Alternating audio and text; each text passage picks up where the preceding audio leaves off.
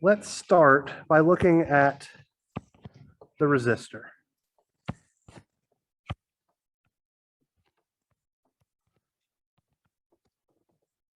And let's say that our resistor has some voltage across it, V of t, and some current flowing through it, I of t, like so. Let's assume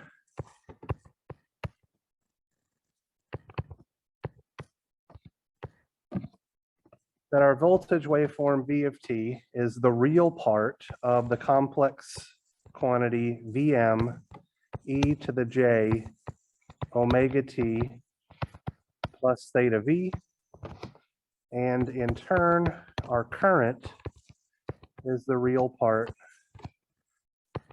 of the quantity Em e to the j omega t plus theta I. So all I'm doing here is saying that we're going to represent our time domain signals by complex numbers where the magnitudes may be different, the phase angles may be different, but the excitation frequency omega is the same.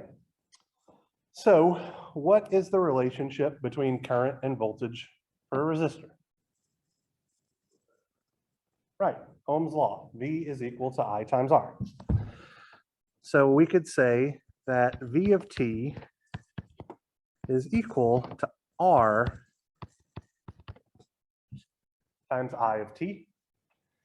And substituting in our relationships here then, we would have Vm e to the j omega t plus theta v is equal to R times Im e to the j omega t plus theta I. What I'm going to do next is I'm going to split that exponential function up into two exponential functions. So I could say that I would have Vm e to the j omega t e to the j theta v. Is everybody okay with that operation? Anybody not understand what I've done there? All right. And I can do the exact same thing on the other side. So I could say that I would have R times Im e to the j omega t e to the j theta I. I have a common factor of e to the j omega t on both sides of my equation. So I can cancel those guys out, leaving me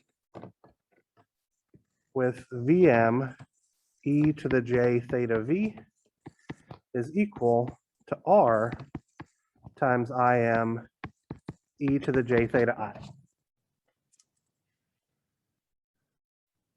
So what information is carried in my complex number on the left-hand side of the equal sign here? Just the magnitude and the phase angle, right?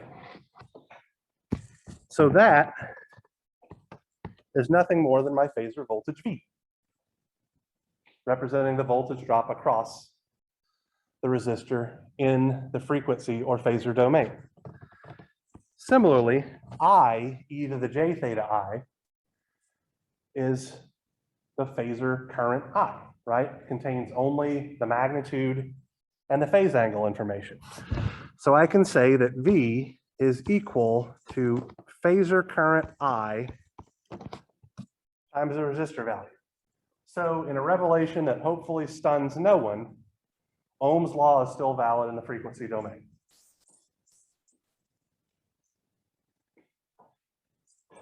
Now, we can infer a couple of other things here really quickly, right?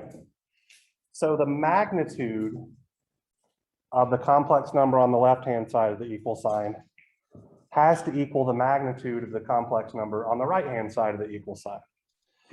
So what that means is that Vm must be equal to R times Im, and we can manipulate that if we need to.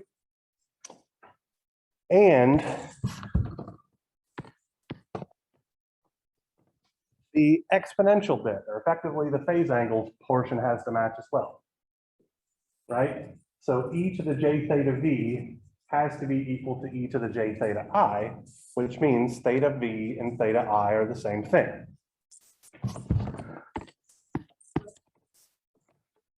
M, no problem. Nothing is leading or lagging. Exactly right. So there is no phase shift between the current and voltage signals. They are 100% in phase, right? So the voltage does not lag the current, nor does it lead the current. They are exactly in phase. That is an astute observation there.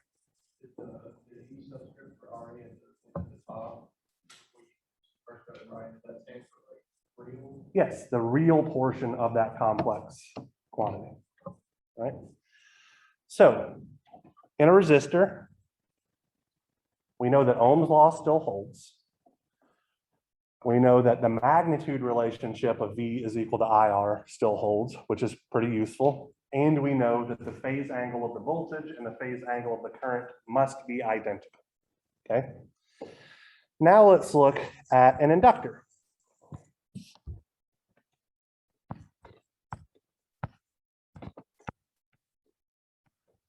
So if I have some inductor L, across which there is a voltage V of t, through which there is a current I of t, I'm going to use those same voltage and current relationships from up here.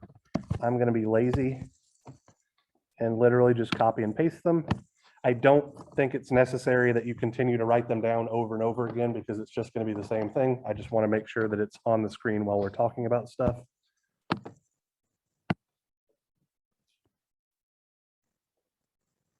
So that things are clear. So in an inductor, our relationship, and I'm going to use strictly the derivative-based relationships here because I don't want to be messing with integrals and crap like that. I can say that the voltage is equal to L times the derivative of the current. So if I substitute in my relationships, this gives me Vm e to the j omega t plus theta v is equal to what?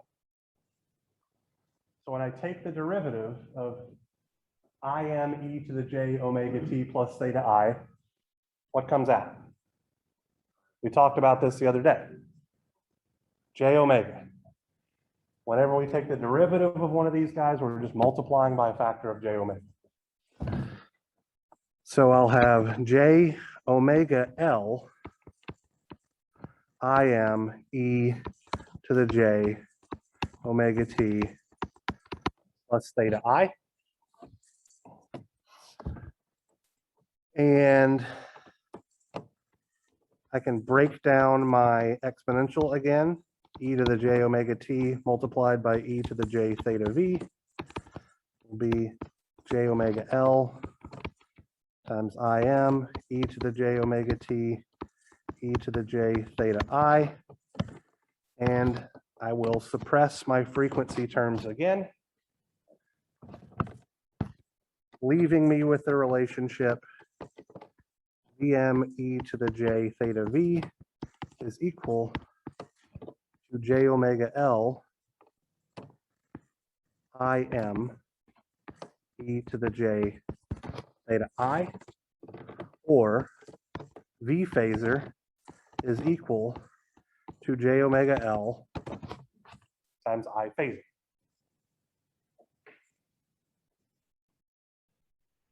So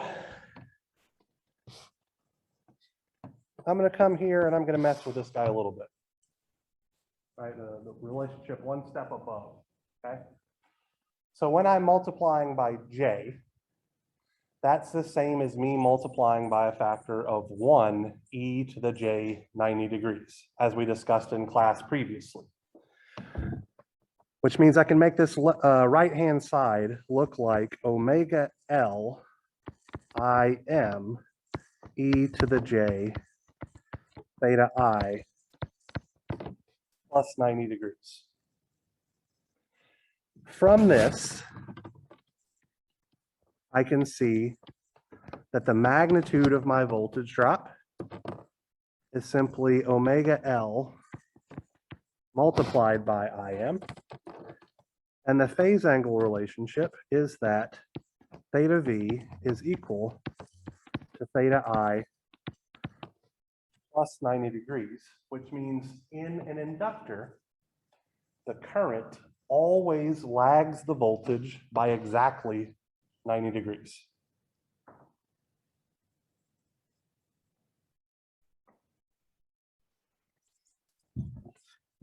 Any questions regarding any of this math that we've done here?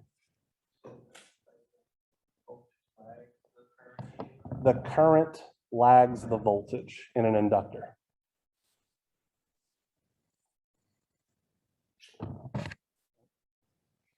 So the voltage is always 90 degrees more positive than the current. So the current lags the voltage, or the voltage leads the current. All right, capacitors.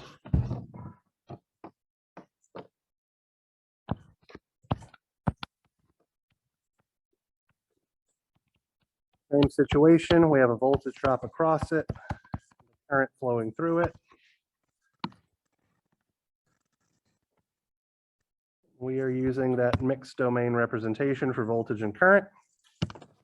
So in a capacitor, using the derivative-based relationship, we know that the current flowing through the capacitor, I of t, is equal to C times the derivative of the voltage. And so this means that I am e to the j omega t plus theta I is equal to j omega c multiplied by Vm e to the j omega t plus theta V. And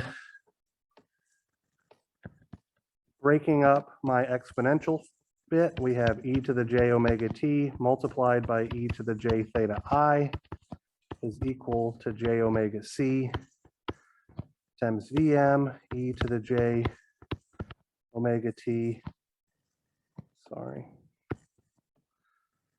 e to the j theta V.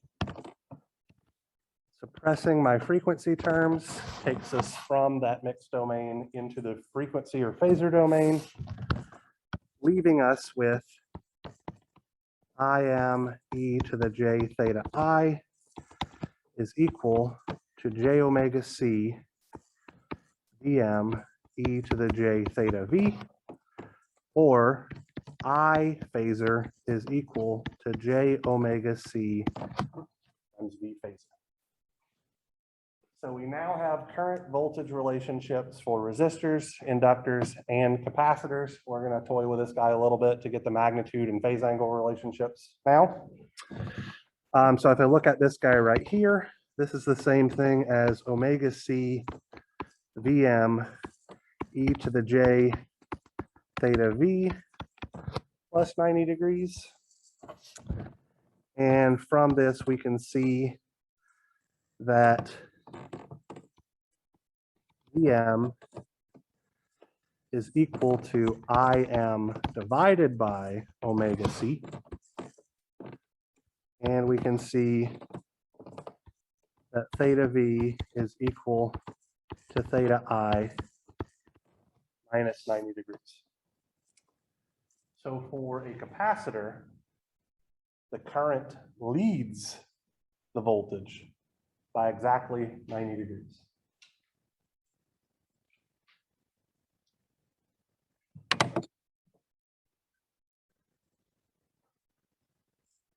So we have described current voltage relationships for our three passive components: resistors, capacitors, and inductors. And so what I would like to talk about next is the concept of impedance, okay? So we could use these relationships to solve circuits, but with impedance, we can draw parallels from these circuits in the frequency domain to the DC circuits that we analyzed at the beginning of class and effectively make them functionally identical. They just happen to carry complex number information now, okay? So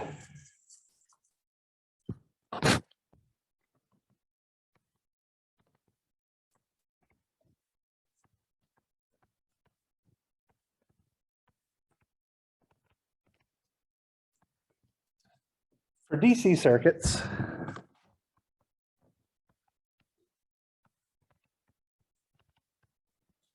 way back on, I think, the third day of this class, we introduced Ohm's law. Specifically, we introduced the concept of resistance, right?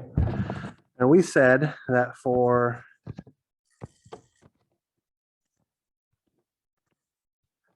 a linear black box network,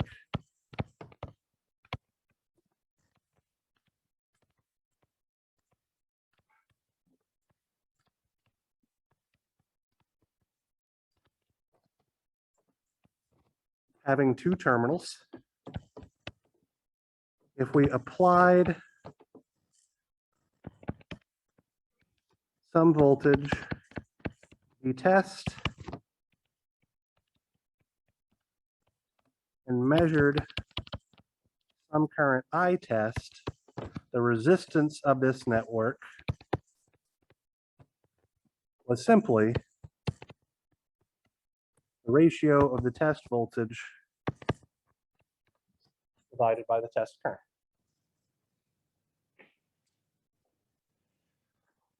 For an AC circuit, we can do the exact same thing, but now we will apply a phasor test voltage and a phasor test current.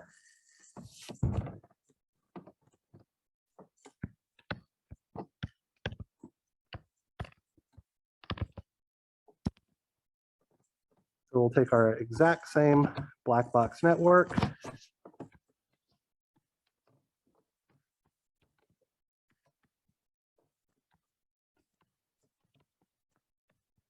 apply some phasor voltage V test, giving rise to a phasor voltage V test across the terminals of the network, and a phasor current I test flowing through.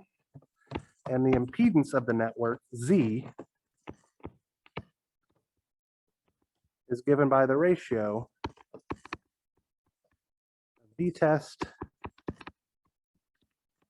over I test. Now, this phasor voltage and phasor current represent complex quantities, which means that our impedance will, by definition, be a complex number, because it's just the ratio of two complex numbers. Is everybody okay with that? So we could express our impedance in a form like so. We would have Vm angle theta V divided by Im angle theta I, which would give rise to a polar form representation,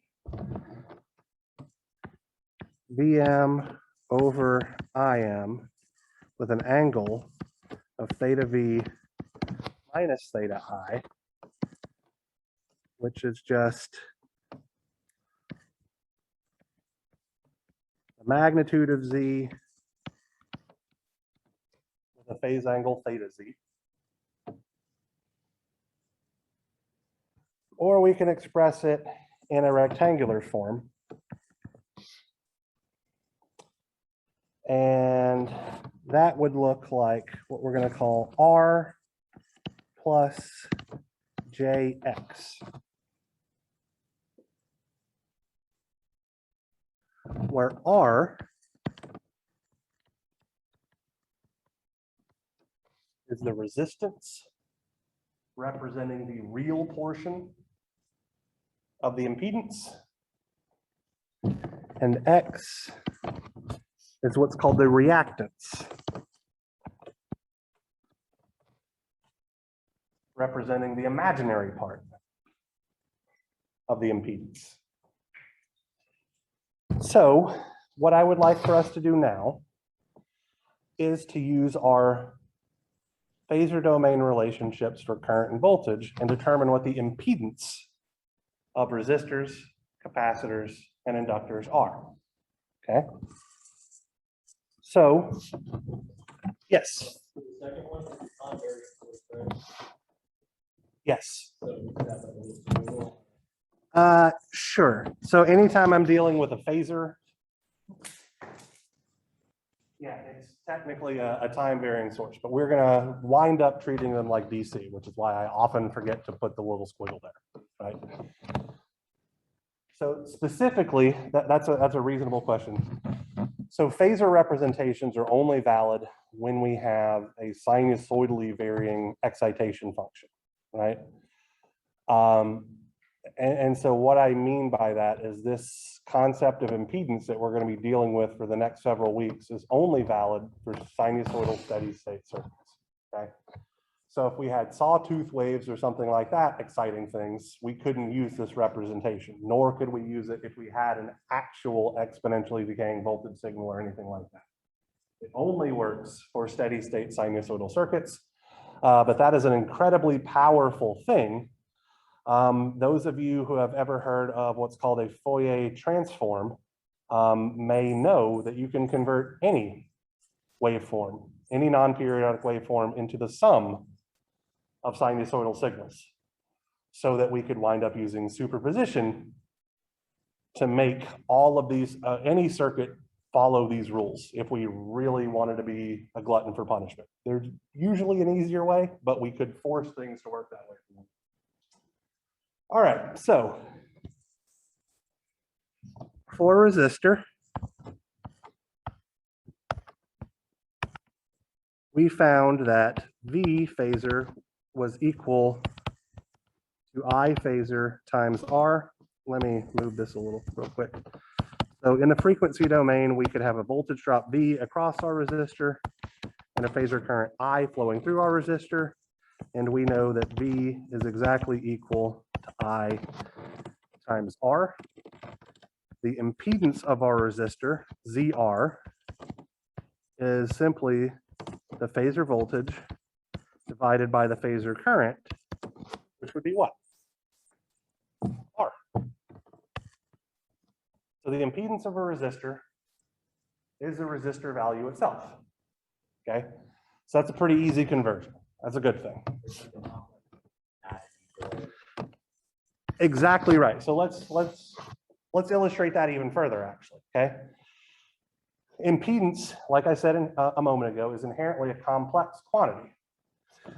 So R really is R plus J0, right? So it is purely real. There is no imaginary part whatsoever. So we could also express this as R angle 0 degrees, both of which carry the information that Ian just talked about, which is about the fact that the phase angle does not change for a resistor, right? So the phase angle of the current and the phase angle of the voltage have to be the same quantity. Now let's look at an inductor.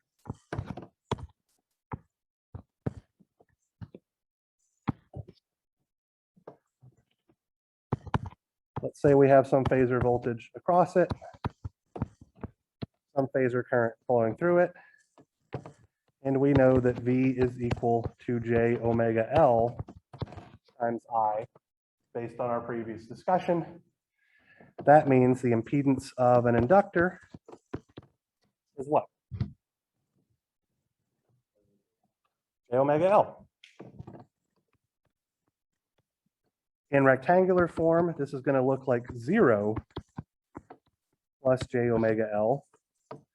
And in polar form, this is going to look like omega L angle positive 90 degrees.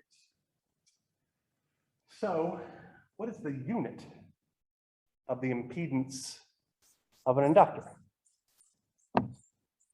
So omega is measured in radians per second, right?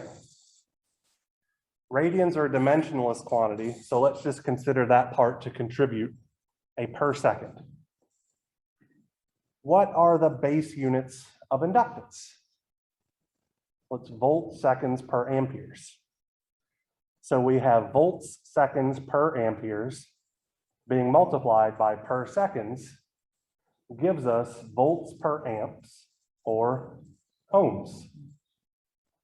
So the impedance of an inductor dimensionally looks the same as the impedance of a resistor.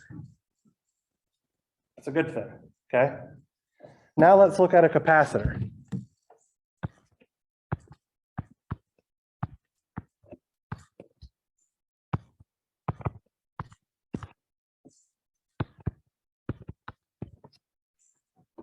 So for a capacitor, we found that the phasor current I was equal to j omega c multiplied by the phasor voltage V, which means the impedance of a capacitor is 1 over j omega c.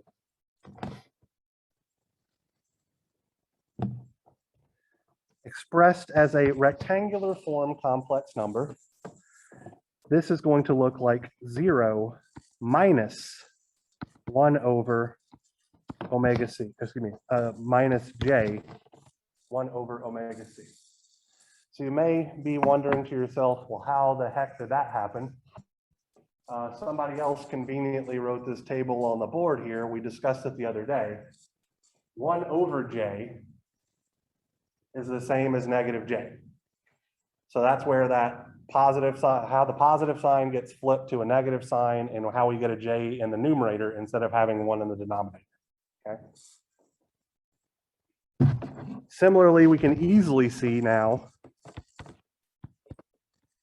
that as a polar form number, this is going to be 1 over omega c angle negative 90 degrees. And if we look at the units of this guy, we now have the reciprocal of omega multiplied by capacitance. So that is per seconds multiplied by amp seconds per volt, giving us the reciprocal of amps per volt or volts per amps or ohms. So the impedance of a capacitor is also measured in ohms.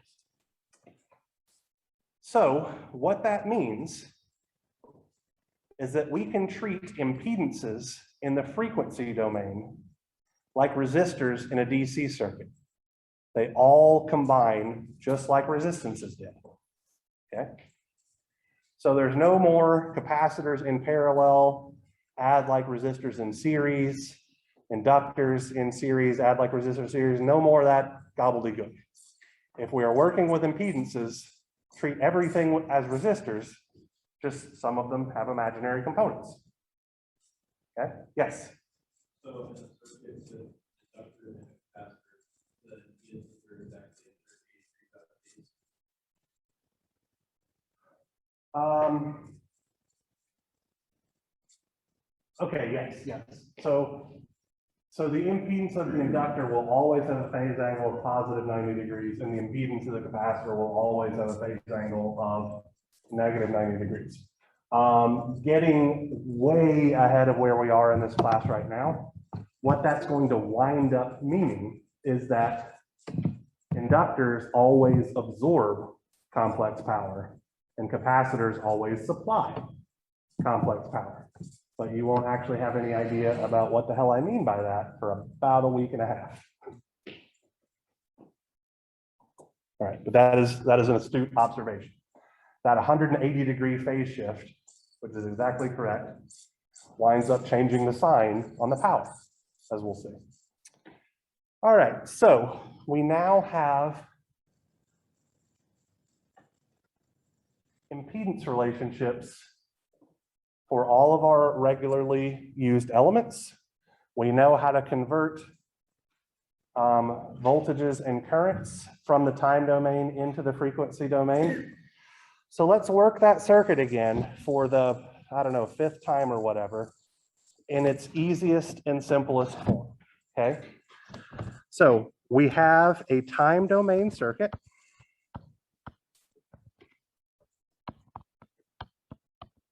IS of t, like so. We have a resistor here. Sorry, and the resistance was 4 ohms if I'm remembering correctly. Our inductor was 2 henries if I am remembering correctly.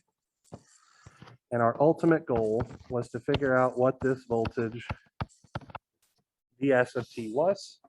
So this is our time domain representation. Oh, and I need to tell you what Is is.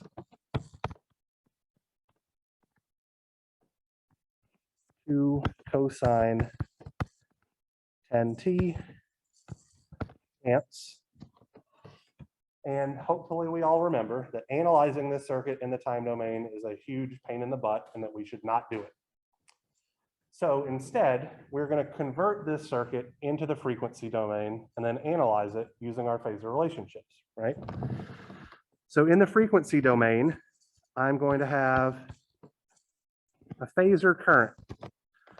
What's my phasor current going to be? How do I convert that time domain current signal into a frequency domain current signal? We did this at the end of class on Friday. 2 angle 0, right? We keep the phase, we keep the amplitude, we keep the phase angle, throw everything else away. So our current supplies 2 angle 0 degrees amps.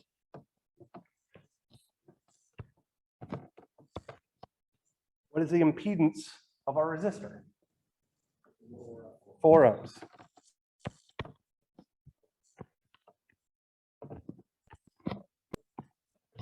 What is the impedance of our inductor? ZL is equal to J times, what's omega in this case? 10 radians per second times 2 henries gives us an impedance of J 20 ohms.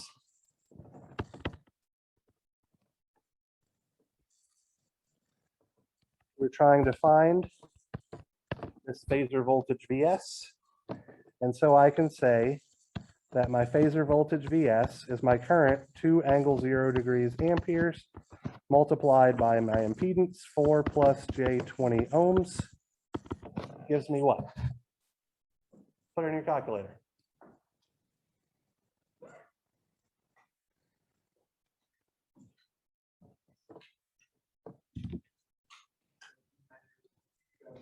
Let's finish this first and then I'll answer your question, okay?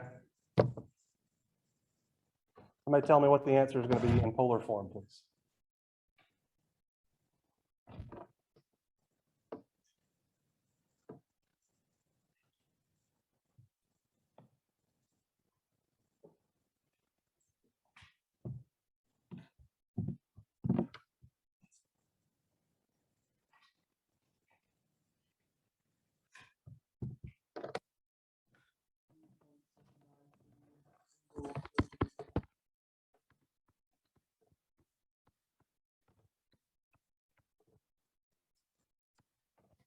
All right, which in the time domain would be 40.792 cosine 10t plus 78.69 degrees. So if I am not mistaken, we got the same answer as we did doing a page of trig. Half a page of complex math we have reduced down to a single equation by working the problem entirely in the frequency domain. So this is a very, very powerful technique. Okay? All of the circuit analysis tools that we learned during the DC portion of our class, Kirchhoff's current law, Kirchhoff's voltage law, Ohm's law, except now Ohm's law is V is equal to I times Z. Source combinations, source transformations, voltage division, current division,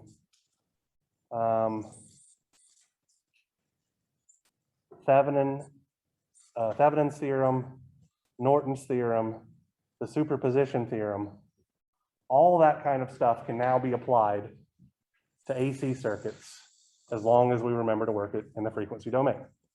So all of those circuit analysis techniques that we learned in the first third of the class are now exactly what we will be using for the remainder of the class. What was your question, Justin? You got a multimeter like measure the resistance offset inductor? No. No. So it will not. And the reason why is that a multimeter is designed to measure the DC quantities. So it measures. So when you're measuring resistance using a multimeter, it would show you, if you had an inductor, it would show you effectively 0, because the real portion, the resistance of the inductor, is effectively 0. You could get what's called an RLC meter, which injects the voltage at a specific frequency to tell you what the impedance is at that particular frequency. Okay. So a regular multimeter handheld job will not do that work for you. You need a specialized piece of equipment because impedance is contingent upon sinusoidal excitation of the circuit elements. Okay.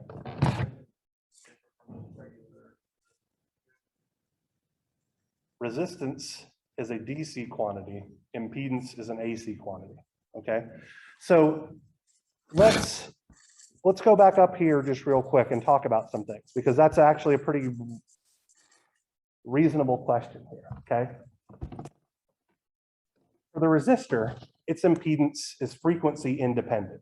And what I mean by that is that it does not change with frequency, right? So it doesn't matter what omega is, the resistor behaves like a resistor. Okay. We can see that the impedance of an inductor is directly proportional to the frequency, which means as the frequency goes up, the resistance goes up. So at DC, where omega is equal to 0, the impedance is 0, right? Which matches exactly what we got for our, gosh, what am I trying to think of? A DC steady state representation of an inductor, okay? As the frequency goes up, the impedance goes up. So at very high frequencies, inductors actually look like open circuits. The capacitor has the opposite relationship, right? So the impedance of a capacitor is inversely proportional to frequency, which means at very low frequencies, it looks like an open circuit, because you're saying 1 divided by 0 is effectively infinity, right? So it has an infinite impedance. And as the frequency increases, the impedance of the capacitance gets smaller and smaller and smaller until at extremely high frequencies, capacitors look like short circuits, okay? This frequency dependence on impedance is how filters work, okay? So for certain frequencies, signals get passed because the impedance of the capacitor looks a certain way, and at other frequencies, things get rejected because the impedance looks a certain way. It's a really, really neat concept that those of you who continue on in electrical engineering or your at least circuits classes, if you're working on an EE minor, we'll get into low order filters and all that kind of good stuff in circuits too. It's really interesting, at least to me, to see how just a simple combination of circuit elements can work to completely reject or completely pass frequency components of signals. All right, so I've talked for the better part of an hour. So I would like for you guys to work on the in-class assignment to try to put some of this stuff in practice.